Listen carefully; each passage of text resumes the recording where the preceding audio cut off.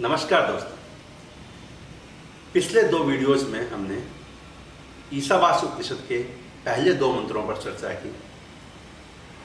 प्रथम मंत्र जहां ज्ञान मार्ग को समर्पित है, वही उपनिषद का दूसरा मंत्र कर्म मार्ग को समर्पित है। अब एक सहज प्रश्न उठता है कि कर्म मार्ग और ज्ञान मार्ग में से कौन सा मार्ग उत्तम है?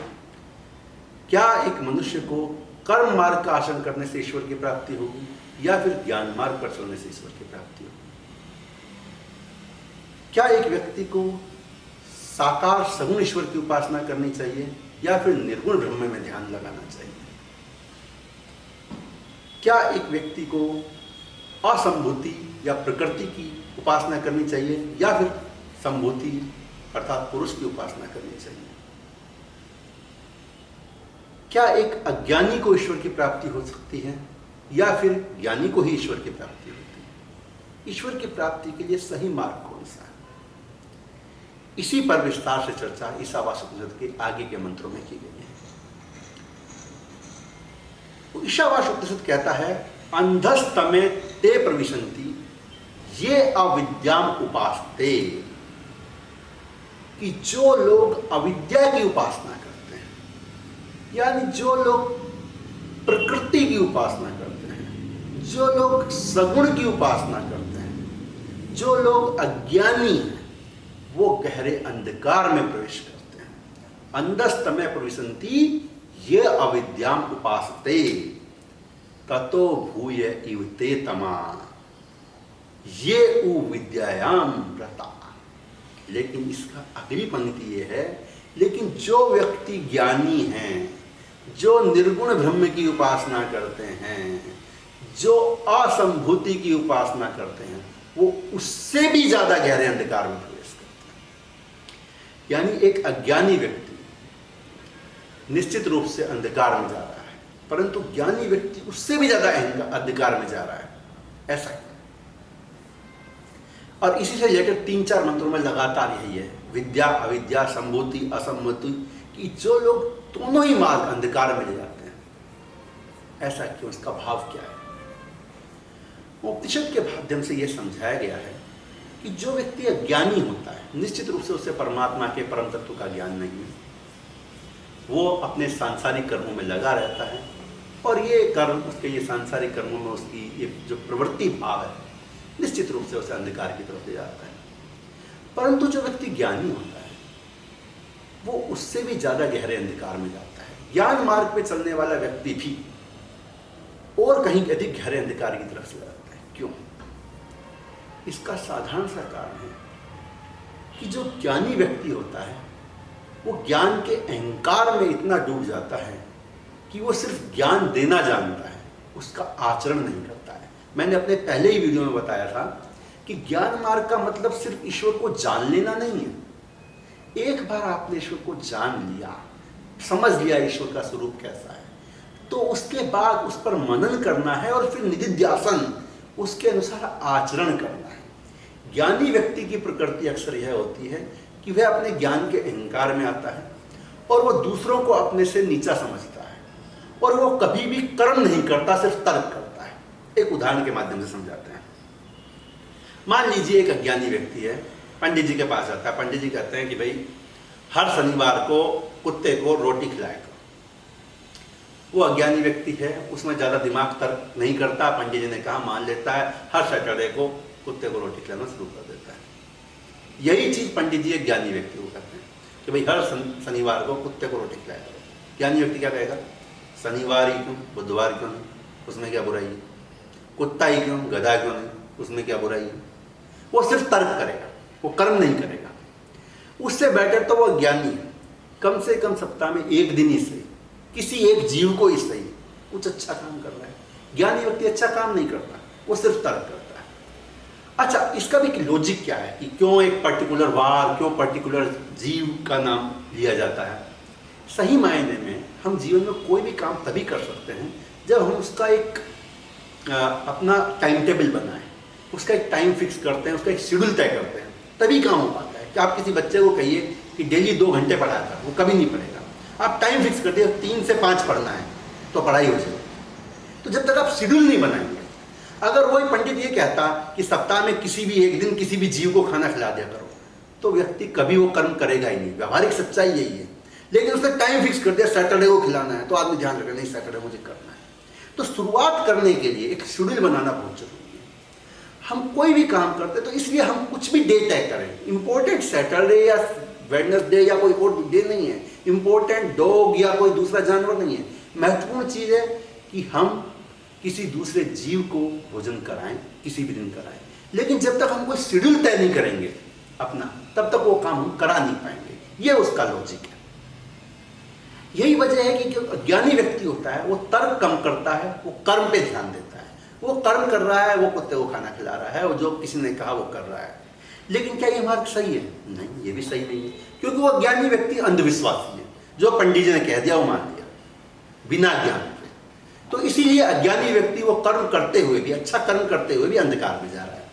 लेकिन दूसरा तरफ जो ज्ञानी व्यक्ति है वो उससे ज्यादा गहरे अंधकार में जा रहा है, क्योंकि उसे ज्ञान है तब भी वो कर्म नहीं कर रहा है, अच्छा कार्य नहीं कर रहा है।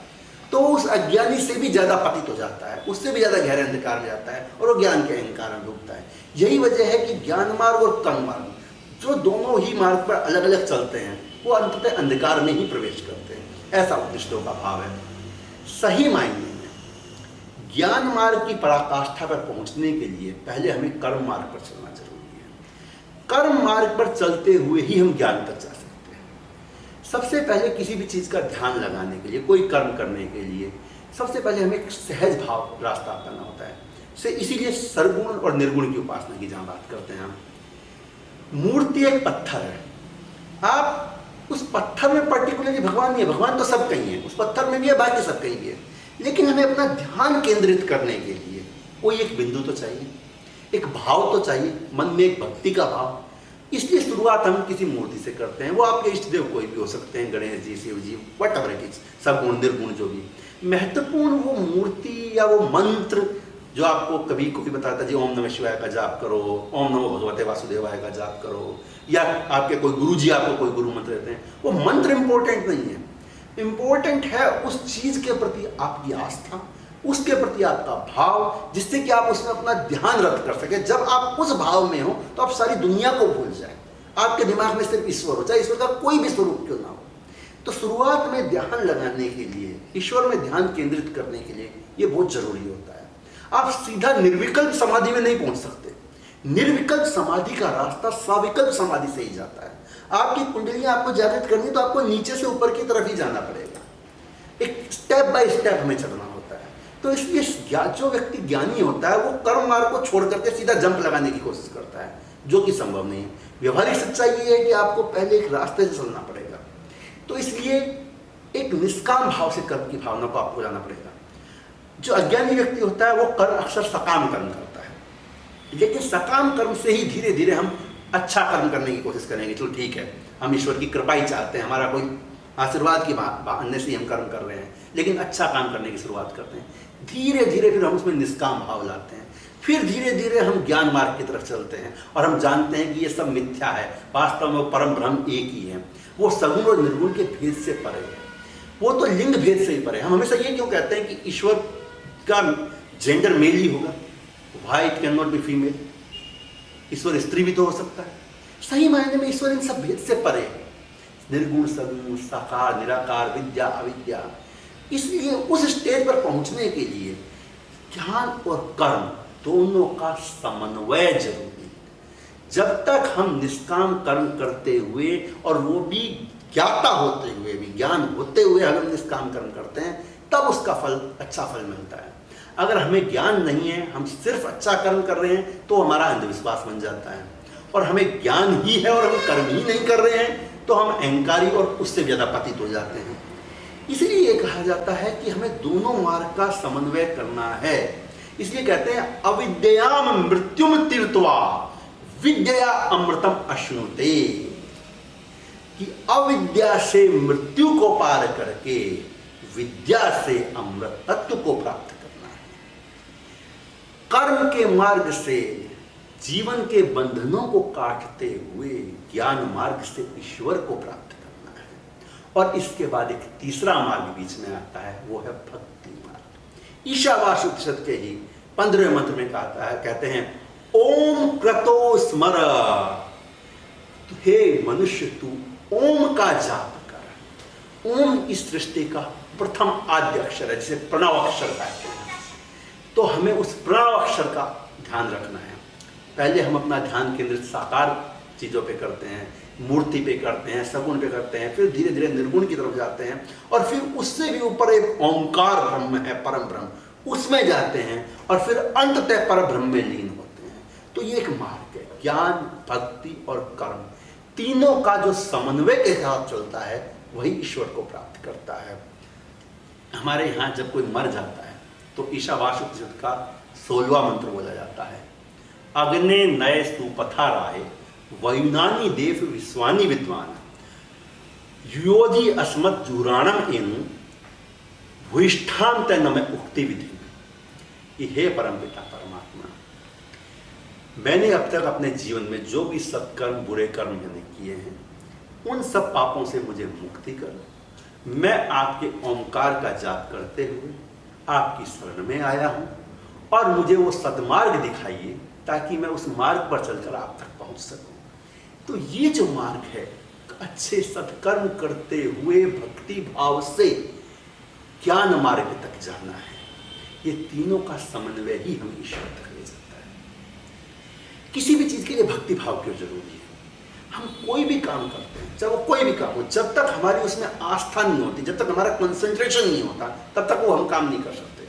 तो ईश्वर को पाने के लिए सबसे पहले चीज जरूरी है, वो है ईश्वर में आस्था, ईश्वर को मानना। ईश्वर है, चाहे उसके स्वरूप को हम किसी भी रूप में माने, आप उसको किसी मूर्ति में माने, आप उसको निर्गुण में माने, आप उसको अपने किसी गुरु में माने, किसी भी स्वरूप में उसको पूजे, वो इंपॉर्टेंट नहीं है। इंपॉर्टेंट है ईश्वर में हमारा भाव, हमारी आस्था। और जब हम अपना समय ईश्वर के लिए दें, उस समय हम सारी दुनिया को भूल जाएं। वही मोक्ष की स्थिति है। मोक्ष क्या है? जब हम खुद को भूल करके परमात्मा में लीन हो जाएं। अब वो लीन होने के लिए चाहे तो हम परमात्मा के भजन गाएं, चाहे हम ओंकार का जाप करें, चाहे हम मूर्ति में ध्यान लगाएं, चाहे हम समाधि लें, मार्ग कोई भी हो। इसलिए गीता में श्री कृष्ण कहते हैं कि ये सब मार्ग नदियों की तरह है।